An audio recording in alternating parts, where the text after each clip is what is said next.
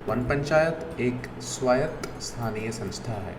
यह संस्था कानूनी रूप से सीमांकित ग्राम वन पंचायती वनों का प्रबंधन करती है। इस वीडियो में हम वन पंचायत के गठन और चुनाव के बारे में जानेंगे। वन पंचायत बनाने के लिए सबसे पहला कदम पंचायती वन के गठन हेतु आवेदन करना होता है। आवेदन करने से पहले कुछ बातों का ध्यान रखना महत्वपूर्ण है। पहली बात यह है कि आवेदन सिर्फ तभी विचार में लिया जाएगा जब वह गांव से कम 5 भाग वयस्क निवासियों द्वारा किया जाएगा।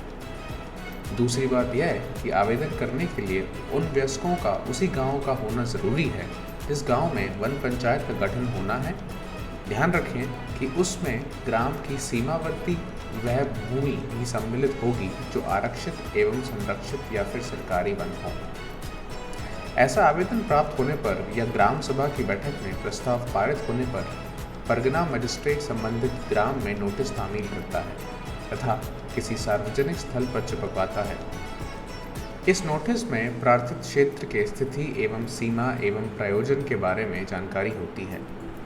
यदि किसी के आवेदन पत्र से कोई आपत्ति होती है तो वह नोटिस में दी गई अवधि तक उन्हें परगना मजिस्ट्रेट के सामने जाहिर कर सकता है।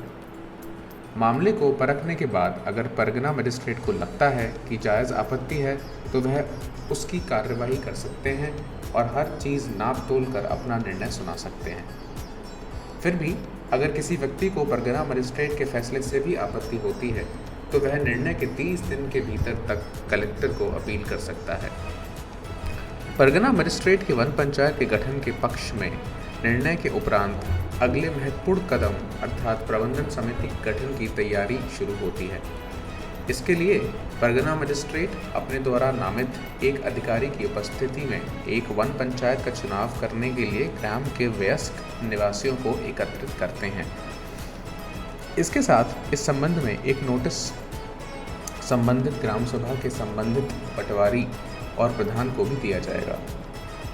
प्रबंधन समिति की संरचना की कुछ अहम विशेषताएं होती हैं और उन्हें ध्यान में रखते हुए ही ये समिति बनाई जाती हैं। आइए जानते हैं इन विशेषताओं को। प्रबंधन समिति के 9 सदस्य होंगे। एक परिवार से केवल एक ही सदस्य मान होगा। महिलाओं के सशक्तिकरण के लिए 4 स्थान आरक्षित होंगे जिनमें से एक सदस्य अनुसूचित जाति या जनजाति का होगा। बचे हुए 5 स्थानों में एक स्थान अनुसूचित जाति या जनजाति के पुरुष के लिए आरक्षित होता है। अगर संबंधित गांव में अनुसूचित जाति या जनजाति के सदस्य नहीं रहते हो तो ये स्थान अनारक्षित माने जाते हैं। प्रबंधन समिति का गठन सर्वसम्मति से किया जाता है।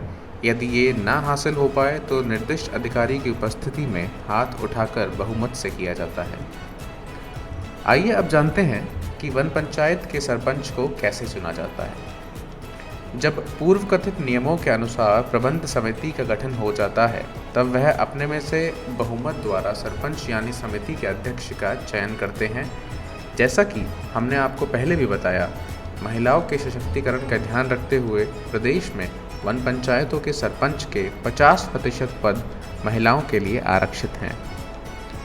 इस आरक्षण को सुनिश्चित करने हेतु प्रदेश में गठित प्रत्येक वन पंचायत प्रबंधन समिति में एक बार महिला तथा एक बार पुरुष सरपंच का चयन किया जाता है। संबंधित क्षेत्र के उप जिलाधिकारी अपने क्षेत्रांतर्गत गठित होने वाली वन पंचायतों में महिला व पुरुष सरपंच के चयन की योजना अभिलिखित कर संबंधित ग्राम में प्रचार करेंगे। इस प्रक्रिया के खत्म होने पर उप जिलाधिकारी वन पंचायतों के सदस्य एवं सरपंच के नाम वन पंचायत के रजिस्टर में दर्ज करके उनके हस्ताक्षर लेता है। यह पता होना ज़रूरी है कि इस प्रक्रिया के लिए पात्रता की कुछ शर्तें हैं। वह इस प्रकार हैं। कोई भी सरकारी कर्मचारी या स्थानीय प्राधिकरण का कोई कर्मचारी या वन पंचायत का कोई सदस्य या ऐसा व्यक्ति जिस पर पंचायती वन की देय धनराशि बकाया हो या कोई भी व्यक्ति जो नैतिक अपराध के लिए दोषी हो, वह वन पंचायत सदस्य या सरपंच के रूप में चुनाव के लिए अपात्र है। प्रबंधन समिति का कार्यकाल 5 वर्ष का होगा तथा कोई भी सरपंच लगातार 2 से अधिक कार्यकाल के लिए सरपंच के रूप में चुनाव के लिए पात्र नहीं होगा। पारदर्शिता और उदार सोच को बढ़ावा देते हुए यदि इस कदम पर भी कोई व्यक्ति चुनी हुई समिति या सरपंच से असंतुष्ट महसूस करता है तो उस आदेश की तिथि से 30 दिनों के भीतर परगना मजिस्ट्रेट को कारण बताते हुए प्रार्थना पत्र दे सकता है। आइए एक बार फिर नज़र डालें कुछ खास बिंदु पर जो हमने वीडियो में देखे।